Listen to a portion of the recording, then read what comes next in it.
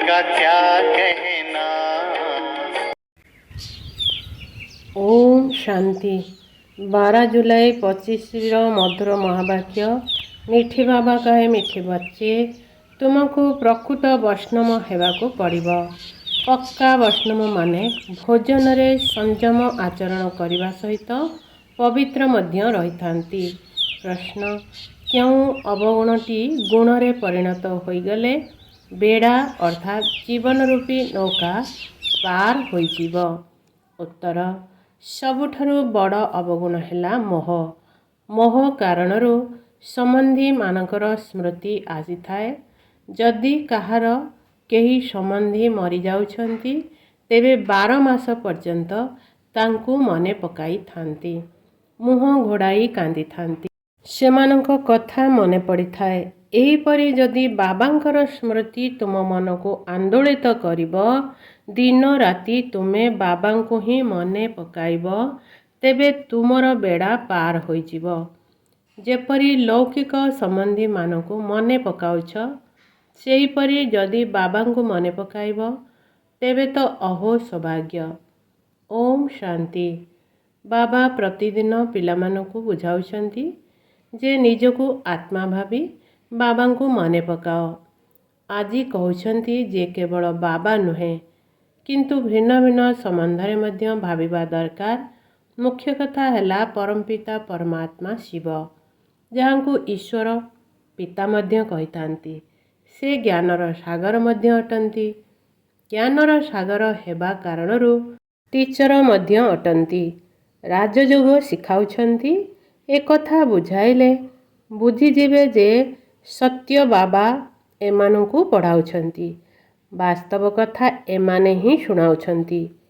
से समस्तंकर बाबा, टीचर एवं सद्गति दाता मध्य अटंती। आउ पुणी तांकु ज्ञानर सागर मध्य कुआ जाए।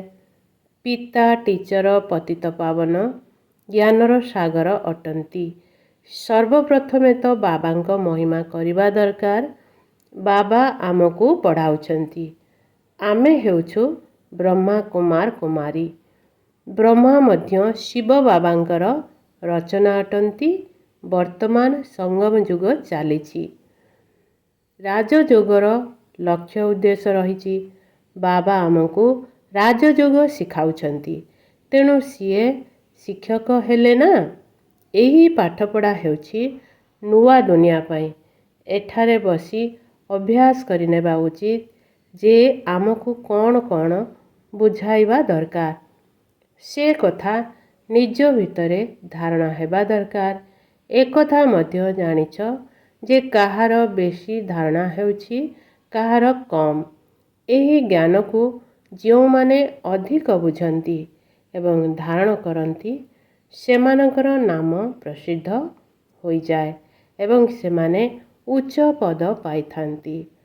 संयमता रक्षा करिबा विषय रे मध्य बाबा बुझाउछंती। तुमे संपूर्ण वैष्णव हेउछ वैष्णव अर्थात जो माने निरामिष अटंती, मांस मद आदि खाई नथांती। वैष्णव हेले कौन हेला किंतु विकारग्रस्त होइथांती। निजको वैष्णव कुलर कहिथांती। पियाज आदि तमगुणी जिनिष खाई नथांती। तुमे पिलामाने जानुछ तमगुणी वस्तु कौन कौन होइथाए। केही केही भल मनुष्य मध्य थांती जहाँकु धार्मिक व्यक्ति बा भक्त कुआ जाए। सन्यासी मानंकु पवित्र आत्मा कुआ जाए एवं जो माने दान आदि करंती तांकु पुण्य आत्मा कुआ जाए। एथिरु प्रमाणित हेउछि जे आत्मा ही दान पुण्य करुछि, तेणु पुण्य आत्मा व पवित्र आत्मा बोली कुआ जाए। आत्मा निर्लिप नुहे। एई भली भल भल कथा मने रखिबा दरकार। साधु मानंकु मध्य महान आत्मा कहिथांती, किंतु महान परमात्मा कुआ जाए नहीं। तेबे सर्वव्यापी कहवा भूल अटे। समस्ते आत्मा अटंती। जिए भी हुंतु समस्तंक भितरे आत्मा अछि। शिक्षित माने प्रमाणित करिथांती जे वृक्षरे मध्य आत्मा अछि। कहिथांती 84 लक्ष जोनि रे ମଧ୍ୟ ଆତ୍ମା ଅଛି। ଆତ୍ମା ନ ରହିଲେ ବୃଦ୍ଧି କିପରି ହେବ? ମନୁଷ୍ୟମାନଙ୍କର ଯେଉଁ ଆତ୍ମା ଅଛି ତାହା ଜଡ଼ ବସ୍ତୁରେ ଯାଇପାରିବ ନାହିଁ। ଶାସ୍ତ୍ରରେ ଏଭଳି କଥା ସବୁ ଲେଖିଦେଇଛନ୍ତି। ଇନ୍ଦ୍ରପ୍ରସ୍ଥରୁ ଧକ୍କା ଦେଇଦେଲେ ଯେ ତଳକୁ ଆସି ପଥର ହୋଇଗଲା। ଏବେ ବାବା ବୁଝାଉଛନ୍ତି। ବାବା ପିଲାମାନଙ୍କୁ କହୁଛନ୍ତି ଯେ ହଦର ଦେହର ସମ୍ବନ୍ଧକୁ ଛାଡ଼ି ନିଜକୁ ଆତ୍ମା ଭାବ। ମାମେ କମ୍ ୟାଦ କର, ଅର୍ଥାତ୍ ମୋତେ ମନେ ପକାଅ। ବାସ୍, ତୁମର 84 ଜନ୍ମ ଏବେ ପୂର୍ଣ୍ଣ ହେଲା। ଏବେ ତମ ପ୍ରଧାନରୁ ସତ୍ତ୍ୱ ପ୍ରଧାନ ହେବାକୁ ପଡ଼ିବ। ଦୁଃଖ ଧାମ ଅପବିତ୍ର ଧାମ, ଶାନ୍ତି ଧାମ ଏବଂ ସୁଖ ଧାମ ପବିତ୍ର ଧାମ। ଏ କଥା ତ ବୁଝୁଛ ନା? ସୁଖଧାମ ନିବାସୀ ଦେବତାମାନଙ୍କ ଆଗରେ ସମସ୍ତେ ମଥା ନୁଆଁଇଥାନ୍ତି। ଏଥିରୁ ପ୍ରମାଣିତ ହେଉଛି ଯେ ଭାରତରେ ନୂଆ ଦୁନିଆରେ ପବିତ୍ର ଆତ୍ମାମାନେ ଥିଲେ, ଉଚ୍ଚ ପଦଧାରୀ ଥିଲେ। ସେଥିପାଇଁ ତ ଏବେ ଗାଉଛନ୍ତି ଯେ ମୁଁ ଗୁଣହୀନ, ମୋ ଭିତରେ କୌଣସି ଗୁଣ ନାହିଁ। ଏପରି ଅନେକ ଅଛନ୍ତି ଯେଉଁମାନଙ୍କ ଭିତରେ କୌଣସି ବି ଗୁଣ ହିଁ ନାହିଁ। ମନୁଷ୍ୟମାନଙ୍କ ଭିତରେ ମୋହ ମଧ୍ୟ ବହୁତ ଥାଏ। ମୃତ ବ୍ୟକ୍ତିଙ୍କୁ ମନେ ପକାଇଥାନ୍ତି। ବୁଦ୍ଧିରେ ଆସିଥାଏ ଇଏ ମୋର ସନ୍ତାନ ଅଟେ। ପତି କିମ୍ବା ପୁତ୍ର ମରିଗଲେ ତାଙ୍କୁ ମନେ ପକାଇଥାନ୍ତି। ସ୍ତ୍ରୀ ବର୍ଷ ସାରା ବହୁତ ମନେ ପକାଇଥାଏ। ମୁହଁ ଘୋଡ଼େଇ କାନ୍ଦିଥାନ୍ତି। ଏହିପରି ମୁହଁ ଘୋଡ଼େଇ ଯଦି ପ୍ରେମର ସହ ତୁମେ ବାବାଙ୍କୁ ଦିନ ରାତି ୟାଦ କରିବ, ତେବେ ଜୀବନ ରୂପୀ ଡଙ୍ଗା ପାର ହୋଇଯିବ। ବାବା କହୁଛନ୍ତି ଯେପରି ତୁମେ ପତିକୁ ମନେ ପକାଉଛ ସେହିପରି ମୋତେ ମନେ ପକାଅ, ତେବେ ତୁମର ବିକଳ ବିନାଶ ହୋଇଯିବ। ବାବା ଉପାୟ ବତାଉଛନ୍ତି ଯେ ଏପରି ଏପରି କର। ବ୍ୟବସାୟୀମାନେ ପ୍ରତିଦିନ ନିଜର ହିସାବ ଖାତା ଦେଖିଥାନ୍ତି। ଆଜି ଏତିକି ଖର୍ଚ୍ଚ ହେଲା, ଏତିକି ଫାଇଦା ହେଲା। ବାଲାନ୍ସ ପ୍ରତିଦିନ ବାହାର କରିଥାନ୍ତି। କେହି କେହି ତ ମାସକୁ ମାସ ବାହାର କରିଥାନ୍ତି। ଏଠାରେ ମଧ୍ୟ ଏହା ବହୁତ ଜରୁରୀ ଅଟେ। ବାବା ବାରମ୍ବାର ବୁଝାଉଛନ୍ତି। ବାବା କହୁଛନ୍ତି ତୁମେ ପିଲାମାନେ ସୌଭାଗ୍ୟଶାଳୀ, 1000 ଗୁଣା ଭାଗ୍ୟଶାଳୀ, କୋଟି କୋଟି ଗୁଣା ଭାଗ୍ୟଶାଳୀ, ପଦମ ଅରବ ଖରବ ଭାଗ୍ୟଶାଳୀ ଅଟ। ଯେଉଁ ପିଲାମାନେ ନିଜକୁ ସୌଭାଗ୍ୟଶାଳୀ ଭାବୁଛନ୍ତି ସେମାନେ ନିଶ୍ଚିନ୍ତ ଭଲ ରୂପେ ବାବାଙ୍କୁ ମନେ ପକାଉଥିବେ। ସେମାନେ ଗୋଲାପ ଫୁଲ ହେବେ। ଏହା ତ ସଂକ୍ଷିପ୍ତରେ ବୁଝାଇବାକୁ ପଡ଼ିଥାଏ। ସୁଗନ୍ଧଯୁକ୍ତ ଫୁଲ ତ ତିଆରି କରିବାକୁ ହେବ। ମୁଖ୍ୟ କଥା ହେଲା ଯୋଗ। ସନ୍ନ୍ୟାସୀମାନେ ହିଁ ଯୋଗ ଅକ୍ଷର କହିଥାନ୍ତି।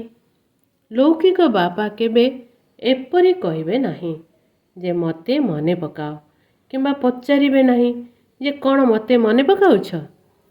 ବାବା ପିଲାମାନେ ବାବାଙ୍କୁ ସ୍ୱତଃ ମନେ ପକାଇଥାନ୍ତି। ଏହା ତ ନିୟମ ଅଟେ। ଏଠାରେ ବାବାଙ୍କୁ ପଚାରିବାକୁ ପଡ଼ୁଛି, କାହିଁକି ନା ମାୟା ଭୁଲାଇ ଦେଉଛି। ଏଠାକୁ ଆସିଥାନ୍ତି, ଜାଣିଥାନ୍ତି ଯେ ଆମେ ବାବାଙ୍କ ପାଖକୁ ଯାଉଛୁ। ତେଣୁ ବାବାଙ୍କର ସ୍ମୃତି ରହିବା ଦରକାର। ତେଣୁ ବାବା ଚିତ୍ର ମଧ୍ୟ ତିଆରି କରିଛନ୍ତି। ତେଣୁ ତାହା ମଧ୍ୟ ସାଥିରେ ଥାଉ। ପ୍ରଥମେ ସର୍ବଦା ବାବାଙ୍କର ମହିମାରୁ ଆରମ୍ଭ କର। ଇଏ ଆମର ବାବା ଅଟନ୍ତି, ସଦ୍ଗତି ଦାତା ଅଟନ୍ତି, ଜ୍ଞାନର ସାଗର ଅଟନ୍ତି, ସମସ୍ତ ଆତ୍ମାଙ୍କର ପିତା ଅଟନ୍ତି। ବାବା ଆମକୁ ସୃଷ୍ଟି ଚକ୍ରର ଆଦି ମଧ୍ୟ ଅନ୍ତର ଜ୍ଞାନ ଦେଇଛନ୍ତି, ଯାହାଦ୍ୱାରା ଆମେ ତ୍ରିକାଳଦର୍ଶୀ ହୋଇଯାଇଛୁ। ଏହି ସୃଷ୍ଟିରେ କୌଣସି ମନୁଷ୍ୟ ତ୍ରିକାଳଦର୍ଶୀ ହୋଇପାରିବେ ନାହିଁ। ବାବା କହୁଛନ୍ତି ଏହି ଲକ୍ଷ୍ମୀ ନାରାୟଣ ମଧ୍ୟ ତ୍ରିକାଳଦର୍ଶୀ ନୁହନ୍ତି। ଏମାନେ ତ୍ରିକାଳଦର୍ଶୀ ହୋଇ କ'ଣ କରିବେ? ତୁମେ ତ୍ରିକାଳଦର୍ଶୀ ହେଉଛ ଏବଂ ଅନ୍ୟକୁ ମଧ୍ୟ କରାଉଛ। ଏହି ଲକ୍ଷ୍ମୀ ନାରାୟଣଙ୍କ ମଧ୍ୟରେ ଜ୍ଞାନ ଯଦି ରହିଥାନ୍ତା ତେବେ ପରମ୍ପରାରୁ ଚାଲି ଆସିଥାନ୍ତା। ମଝିରେ ତ ବିନାଶ ହୋଇଯାଉଛି, ଏଣୁ ପରମ୍ପରାରୁ ଚାଲିପାରିବ ନାହିଁ। ପିଲାମାନଙ୍କୁ ଏହି ପାଠପଢ଼ାକୁ ଭଲ ରୂପେ ସ୍ମରଣ କରିବା ଦରକାର। ତୁମର ଏହି ସର୍ବୋଚ୍ଚ ପାଠପଢ଼ା କେବଳ ସଙ୍ଗମ ଯୁଗରେ ହିଁ ହେଉଛି। ତୁମେ ବାବାଙ୍କୁ ମନେ ପକାଉନାହ। ଦେହ ଅଭିମାନରେ ଆସିଯାଉଛ, ତେଣୁ ମାୟା ଚାପୁଡ଼ା ମାରିଦେଉଛି। ତୁମେ ଯେବେ 16 କଳା ସମ୍ପୂର୍ଣ୍ଣ ହୋଇଯିବ, ବିନାଶର ସାମଗ୍ରୀ ତିଆରି ହେବ। ସେମାନେ ବିନାଶ ପାଇଁ ପ୍ରସ୍ତୁତ ହେଉଛନ୍ତି, ତୁମେ ଅବିନାଶୀ ପଦ ପାଇଁ ପ୍ରସ୍ତୁତ ହେଉଛ। କୌରବ ଏବଂ ପାଣ୍ଡବଙ୍କର ଲଢ଼େଇ ହୁଏ ନାହିଁ, କୌରବ ଏବଂ ଯାଦବଙ୍କର ଲଢ଼େଇ ଲାଗିଯାଇଥାଏ। ଡ୍ରାମାନୁସାରେ ପାକିସ୍ତାନ ମଧ୍ୟ ଅଲଗା ହୋଇଗଲା। ତାହା ମଧ୍ୟ ସେତେବେଳେ ଆରମ୍ଭ ହେଲା ଯେତେବେଳେ ତୁମର ଜନ୍ମ ହେଲା। ଏବେ ବାବା ଆସିଛନ୍ତି, ତେଣୁ ସବୁ ପ୍ରତ୍ୟକ୍ଷ ରୂପେ ହେବା ଦରକାର ନା। ଭାରତ ପାଇଁ କହିଥାନ୍ତି ଯେ ରକ୍ତର ନଦୀ ବହିବ, ତାପରେ ପୁଣି ଘିଅର ନଦୀ ବହିବ। ଏବେ ଦେଖ ଲଢ଼େଇ କରୁଛନ୍ତି। ଅମୁକ ସହର ଦେବ ନାହିଁ ତ ଲଢ଼େଇ କରିବୁ। ଏ ପାଖରେ ଯାଅ ନାହିଁ, ଏହା ଆମର ରାସ୍ତା ଅଟେ। ଏବେ ସେମାନେ କ'ଣ କରିବେ? ଷ୍ଟିମର କିପରି ଯିବ? ପୁଣି ପରସ୍ପର ରାୟ କରନ୍ତି। ନିଶ୍ଚିନ୍ତ ଭାବେ ରାୟ ପଚାରୁଥିବେ, ସାହାଯ୍ୟର ଆଶା ମିଳୁଥିବ। ସେମାନେ ପରସ୍ପର ମଧ୍ୟରେ ମିଳିମିଶି ଝଗଡ଼ା ସମାଧାନ କରିଦେଇଥିବେ। ଏଠାରେ ପୁଣି ଗୃହଯୁଦ୍ଧ ଡ୍ରାମାରେ ନିର୍ଦ୍ଧାର୍ଯ୍ୟ ହୋଇ ରହିଛି। ଏବେ ବାବା କହୁଛନ୍ତି, ମିଠେ ବଚ୍ଚେ, ବହୁତ ବହୁତ ବୁଦ୍ଧିମାନ ହୁଅ। ଏଠାରୁ ବାହାରି ଘରକୁ ଗଲା ପରେ ପୁଣି ଭୁଲି ଯାଅ ନାହିଁ, ତୁମେମାନେ ରୋଜଗାର କରିବା ପାଇଁ ଏଠାକୁ ଆସିଛ। ଛୋଟ ଛୋଟ ପିଲାମାନଙ୍କୁ ନେଇ ଆସିଲେ ସେମାନଙ୍କ ପାଳନାର ବନ୍ଧନରେ ରହିବାକୁ ପଡ଼ୁଛି। ଏଠାକୁ ତ ଜ୍ଞାନ ସାଗରଙ୍କ କୋଳକୁ ଆସିଛ। ଯେତେ ରୋଜଗାର କରିବ ସେତେ ଭଲ, ତେଣୁ ରୋଜଗାରରେ ଲାଗିଯିବା ଦରକାର। ତୁମେ ଅବିନାଶୀ ଜ୍ଞାନରତ୍ନ ଝୁଲା ଭରିବା ପାଇଁ ଆସିଛ। ଗାୟନ ମଧ୍ୟ କରିଥାନ୍ତି, ଭୋଳାନାଥ ଭରି ଦିଅ ଝୋଲି। ଭକ୍ତ ତ ଶଙ୍କରଙ୍କ ଆଗରେ ଯାଇ କହନ୍ତି ଯେ ଝୋଲି ଭରି ଦିଅ। ସେମାନେ ପୁଣି ଶିବ ଏବଂ ଶଙ୍କରକୁ ଜଣେ ବୋଲି ଭାବୁଛନ୍ତି। ଶିବ ଶଙ୍କର ମହାଦେବ କହିଦେଉଛନ୍ତି, ତେଣୁ ମହାଦେବ ବଡ଼ ଅଟନ୍ତି। ଏଇଭଳି ଛୋଟ ଛୋଟ କଥାକୁ ବହୁତ ବୁଝିବାର ଅଛି। ତୁମ ପିଲାମାନଙ୍କୁ ବୁଝାଯାଉଛି ଯେ ଏବେ ତୁମେ ବ୍ରାହ୍ମଣ ହୋଇଛ, ତୁମକୁ ଜ୍ଞାନ ମିଳୁଛି। ପାଠ ପଢ଼ିବା ଦ୍ୱାରା ମନୁଷ୍ୟ ସୁଧୁରି ଯାଇଥାନ୍ତି, ଚାଲିଚଳନ ମଧ୍ୟ ସୁଖଦାୟୀ ହୋଇଯାଏ। ଏବେ ତୁମେମାନେ ପାଠ ପଢ଼ୁଛ। ଯିଏ ସବୁଠାରୁ ବେଶୀ ପଢ଼ିଥାନ୍ତି ଏବଂ ପଢ଼ାଇଥାନ୍ତି, ସେମାନଙ୍କର ଚରିତ୍ର ମଧ୍ୟ ଭଲ ହୋଇଯାଏ। ତୁମେମାନେ କହିବ, ମମା ବାବାଙ୍କର ଚରିତ୍ର ସବୁଠାରୁ ଶ୍ରେଷ୍ଠ ଅଟେ। ସେ ପୁଣି ହୋଇଗଲେ ବଡ଼ ମମା, ଯାହାଙ୍କଠାରେ ପ୍ରବେଶ କରି ପିଲାମାନଙ୍କୁ ରଚନା କରୁଛନ୍ତି। ମାତା ପିତା ଏକାଠି ଅଛନ୍ତି। କେତେ ଗୁପ୍ତ କଥା! ଯେପରି ତୁମେ ପଢ଼ୁଛ, ସେହିପରି ମମା ମଧ୍ୟ ପଢ଼ୁଥିଲେ। ମମାକୁ ପୋଷ୍ୟ ପୁତ୍ରୀ ଭାବେ ଗ୍ରହଣ କରାଗଲା। ହୁସିଆର ଥିଲେ, ତେଣୁ ଡ୍ରାମାନୁସାରେ ସରସ୍ୱତୀ ନାମ ରଖାଗଲା। ବ୍ରହ୍ମପୁତ୍ର ବଡ଼ ନଦୀ ଅଟେ। ସାଗର ଏବଂ ବ୍ରହ୍ମପୁତ୍ର ନଦୀର ମେଳା ମଧ୍ୟ ଲାଗିଥାଏ। ବ୍ରହ୍ମା ବାବା ବଡ଼ ନଦୀ ଅଟନ୍ତି ଏବଂ ମା ମଧ୍ୟ ଅଟନ୍ତି। ତୁମ ମଧୁର ପିଲାମାନଙ୍କୁ ବାବା କେତେ ଉଚ୍ଚକୁ ନେଇଯାଉଛନ୍ତି। ବାବା ତୁମମାନଙ୍କୁ ହିଁ ଦେଖୁଛନ୍ତି। ତାଙ୍କୁ ତ କାହାକୁ ମନେ ପକାଇବାର ଆବଶ୍ୟକତା ନାହିଁ।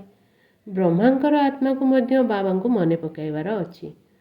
ବାବା କହୁଛନ୍ତି ଯେ ଆମେ 2 ଜଣ ପିଲାମାନଙ୍କୁ ଦେଖୁଛୁ। ବ୍ରହ୍ମା ବାବା କହୁଛନ୍ତି, ମୋତେ ତ ସାକ୍ଷୀ ହୋଇ ଦେଖିବାର ନାହିଁ, କିନ୍ତୁ ବାବାଙ୍କ ସହିତ ମୁଁ ମଧ୍ୟ ସାକ୍ଷୀ ହୋଇ ଦେଖୁଛି। ବାବାଙ୍କ ସାଥିରେ ରହୁଛି ନା, ତାଙ୍କର ସନ୍ତାନ ହୋଇଛି, ତେଣୁ ସାଥିରେ ଦେଖୁଛି। ଅନୁଭବ ହେଉଛି ଯେପରି ମୁଁ ବିଶ୍ୱର ମାଲିକ ହୋଇ ବୁଲୁଛି, ଯେପରିକି ମୁଁ ହିଁ ଏହା କରୁଛି। ମୁଁ ଦୃଷ୍ଟି ଦେଉଛି, ଦେହ ସହିତ ସମସ୍ତଙ୍କୁ ତ ଭୁଲିବାକୁ ପଡ଼ିଥାଏ। ବାପା ଏବଂ ପୁଅ ଯେପରି ଏକା ହୋଇଯାଇଛନ୍ତି। ତେଣୁ ବ୍ରହ୍ମା ବାବା ବୁଝାଉଛନ୍ତି ଯେ ଖୁବ୍ ପୁରୁଷାର୍ଥ କର। ବାସ୍ତବରେ ମମା ବାବା ସବୁଠାରୁ ବେଶୀ ସେବା କରୁଛନ୍ତି। ଘରେ ବି ମା ବାପା ବହୁତ ସେବା କରିଥାନ୍ତି ନା। ଯେଉଁମାନେ ସେବାଧାରୀ ସନ୍ତାନ, ସେମାନେ ନିଶ୍ଚିନ୍ତ ଶ୍ରେଷ୍ଠ ପଦ ପାଇବେ। ତେଣୁ ଅନୁସରଣ କରିବା ଦରକାର। ଯେପରି ବାବା ଉପକାରୀ ଉପରେ ଉପକାର କରନ୍ତି, ସେହିଭଳି ତୁମେ ମଧ୍ୟ ପିତାଙ୍କୁ ଅନୁସରଣ କର। ଏହାର ମଧ୍ୟ ଅର୍ଥ ବୁଝିବା ଦରକାର। ବାବା କହୁଛନ୍ତି, ମୋତେ ମନେ ପକାଅ, ଆଉ କାହା କଥା ଶୁଣ ନାହିଁ। ଯଦି କେହି କିଛି କହୁଛନ୍ତି ତେବେ ଶୁଣି ନ ଶୁଣିଲା ପରି ରୁହ। ତୁମର ସ୍ମିତହାସ୍ୟ ରହିଲେ ସେ ଆପେ ଆପେ ଥଣ୍ଡା ହୋଇଯିବେ। ବାବା କହୁଛନ୍ତି ଯଦି କେହି କ୍ରୋଧ କରୁଛନ୍ତି ତେବେ ତୁମେ ତାଙ୍କ ଉପରେ ଫୁଲ ବର୍ଷାଅ, ଅର୍ଥାତ୍ ସୁଭାବନା ଦିଅ। କୁହ ଅପକାର କରୁଛ, ମୁଁ ଉପକାର କରୁଛି। ବାବା ସ୍ୱୟଂ କହୁଛନ୍ତି ଯେ ସମଗ୍ର ବିଶ୍ୱର ମନୁଷ୍ୟ ମୋର ଅପକାରୀ ଅଟନ୍ତି। ମୋତେ ସର୍ବବ୍ୟାପୀ କହି କେତେ ଗାଳି ଦେଉଛନ୍ତି। ମୁଁ ତ ସମସ୍ତଙ୍କର ଉପକାରୀ ଅଟେ। ତୁମେ ପିଲାମାନେ ମଧ୍ୟ ସଭିଙ୍କ ଉପକାରୀ ଅଟ। ତୁମେ ମନେ ପକାଅ ଆମେ କ'ଣ ଥିଲୁ, ଏବେ କ'ଣ ହେଉଛୁ। ବିଶ୍ୱର ମାଲିକ ହେଉଛୁ। ସଂକଳ୍ପ ସ୍ୱପ୍ନରେ ମଧ୍ୟ ନଥିଲା। ଅନେକଙ୍କୁ ଘରେ ବସି ସାକ୍ଷାତକାର ହୋଇଛି, କିନ୍ତୁ ସାକ୍ଷାତକାରରେ କିଛି ପ୍ରାପ୍ତି ହୋଇଥାଏ କି? ଆସ୍ତେ ଆସ୍ତେ ବୃକ୍ଷ ବଢ଼ିବାକୁ ଲାଗିବ। ଏହି ନୂଆ ଦୈବୀ ବୃକ୍ଷ ସ୍ଥାପନା ହୋଇଛି ନା। ପିଲାମାନେ ଜାଣିଥାନ୍ତି ଯେ ଆମର ଦୈବୀ ଫୁଲର ବଗିଚା ତିଆରି ହେଉଛି। ସତ୍ୟଯୁଗରେ ଦେବତାମାନେ ହିଁ ରହିଥାନ୍ତି। ଏବେ ପୁଣି ଆସିବେ। ଚକ୍ରର ପୁନରାବୃତ୍ତି ହେଉଛି। 84 ଜନ୍ମ ବି ସେମାନେ ହିଁ ନେବେ। ଅନ୍ୟ ଆତ୍ମାମାନେ ପୁଣି କେଉଁଠୁ ଆସିବେ? ଡ୍ରାମାରେ ଯେଉଁ ଅଭିନେତାମାନେ ଅଛନ୍ତି କେହି ମଧ୍ୟ ଅଭିନୟରୁ ବିରତି ନେଇପାରିବେ ନାହିଁ। ଏହି ଚକ୍ର ଘୂରି ଚାଲିଥାଏ। ଆତ୍ମା କେବେ ଘୂରି ହୁଏ ନାହିଁ, ଛୋଟ ବଡ଼ ହୋଇନଥାଏ। ବାବା ବସି ମିଠା ସନ୍ତାନମାନଙ୍କୁ ବୁଝାଉଛନ୍ତି। କହୁଛନ୍ତି ପିଲାମାନେ ସୁଖଦାୟୀ ହୁଅ। ମା କହିଥାନ୍ତି ନା ପରସ୍ପର ମଧ୍ୟରେ ଲଢ଼େଇ ଝଗଡ଼ା କର ନାହିଁ। ବେହେଦର ପିତା ମଧ୍ୟ ପିଲାମାନଙ୍କୁ କହିଥାନ୍ତି ଯେ ଯୋଗର ଯାତ୍ରା ବହୁତ ସହଜ ଅଟେ।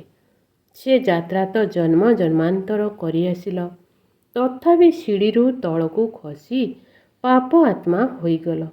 ବାବା କହୁଛନ୍ତି ଏହା ହେଉଛି ରୁହାନୀ ଯାତ୍ରା।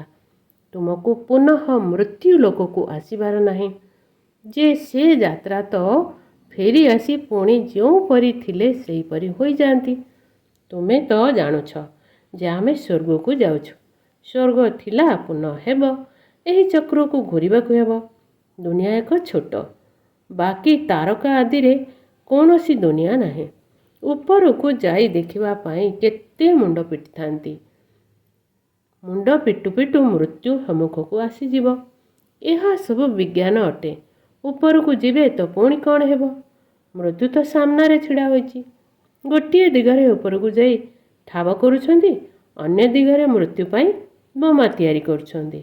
ମନୁଷ୍ୟମାନଙ୍କର ବୁଦ୍ଧି ଦେଖ କିପରି। ଭାବୁଛନ୍ତି କେହି ନିଶ୍ଚୟ ପ୍ରେରଣା ଦେଉଛନ୍ତି। ନିଜେ କହୁଛନ୍ତି ଯେ ବିଶ୍ୱଯୁଦ୍ଧ ନିଶ୍ଚିନ୍ତ ହେବ। ଏହା ସେହି ମହାଭାରତ ଲଢ଼େଇ। ଏବେ ତୁମେ ପିଲାମାନେ ଯେତେ ପୁରୁଷାର୍ଥ କରିବ ସେତିକି କଲ୍ୟାଣ ହେବ।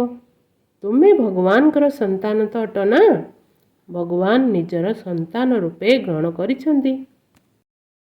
ତେଣୁ ତୁମେ ଭଗବାନ ଭଗବତୀ ହୋଇଯାଉଛ। ଲକ୍ଷ୍ମୀ ନାରାୟଣଙ୍କୁ ଭଗବାନ ଭଗବତୀ କହିଥାନ୍ତି ନା। କୃଷ୍ଣଙ୍କୁ ଭଗବାନ ମାନୁଛନ୍ତି, ରାଧାଙ୍କୁ ଏତେ ମାନୁନାହାନ୍ତି। ସରସ୍ୱତୀଙ୍କର ନାମ ଅଛି, ରାଧାଙ୍କର ନାମ ନାହିଁ।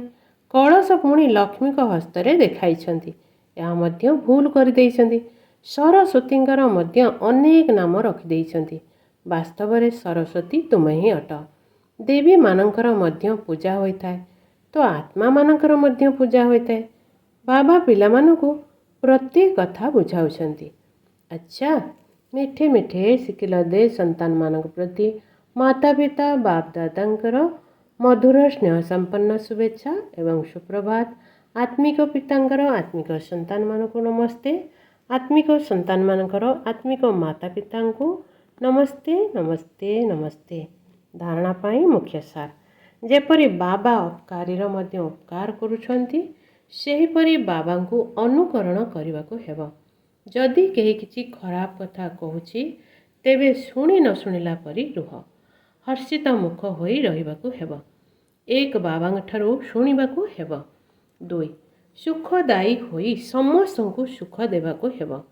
ପରସ୍ପର ମଧ୍ୟରେ ଲଢ଼େଇ ଝଗଡ଼ା କରିବାର ନାହିଁ। ବୁଦ୍ଧିମାନ ହୋଇ ନିଜର ବୁଦ୍ଧି ରୂପକ ଝୁଲାମଣିକୁ ଅବିନାଶୀ ଜ୍ଞାନରତ୍ନରେ ଭରପୁର କରିବାକୁ ହେବ। ବରଦାନ ସାଗରର ଗର୍ଭକୁ ଯାଇ ଅନୁଭବ ରୂପୀ ରତ୍ନ ପ୍ରାପ୍ତ କରୁଥିବା ସଦା ସମର୍ଥ ଆତ୍ମା ହୁଅ। ସମର୍ଥ ଆତ୍ମା ହେବା ପାଇଁ ଯୋଗର ପ୍ରତ୍ୟେକ ବିଶେଷତାର, ପ୍ରତ୍ୟେକ ଶକ୍ତିର ଏବଂ ଜ୍ଞାନର ପ୍ରତ୍ୟେକ ମୁଖ୍ୟ ପଏଣ୍ଟ ଗୁଡ଼ିକର ଅଭ୍ୟାସ କର। ଅଭ୍ୟାସୀ ତଥା ଲଗନରେ ମଗନ ରହୁଥିବା ଆତ୍ମାମାନଙ୍କ ସମ୍ମୁଖରେ କୌଣସି ପ୍ରକାରର ବିଘ୍ନ ତିଷ୍ଠି ପାରିବ ନାହିଁ। ସେଥିପାଇଁ ସର୍ବଦା ଅଭ୍ୟାସର ପ୍ରୟୋଗଶାଳାରେ ବସିଯାଅ। ଆଜି ପର୍ଯ୍ୟନ୍ତ ତୁମେମାନେ ଜ୍ଞାନର ସାଗର, ଗୁଣର ସାଗର, ଶକ୍ତିର ସାଗରରେ ଉପର ସ୍ତରରେ ଲହଡ଼ିରେ ଥିବ। କିନ୍ତୁ ଏବେ ଯଦି ସାଗରର ଗର୍ଭକୁ ଚାଲିଯିବ, ତେବେ ଅନେକ ପ୍ରକାରର ବିଚିତ୍ର ଅନୁଭବର ରତ୍ନ ପ୍ରାପ୍ତ କରି ସମର୍ଥ ଆତ୍ମା ହୋଇଯିବ। ସ୍ଲୋଗାନ: ଅପବିତ୍ରତା ହିଁ ବିକାର ରୂପୀ ଭୂତମାନଙ୍କୁ ଆବାହନ କରିଥାଏ। ସେଥିପାଇଁ ସଂକଳ୍ପରେ ମଧ୍ୟ ପବିତ୍ର ହୁଅ। ଓମ୍ ଶାନ୍ତି।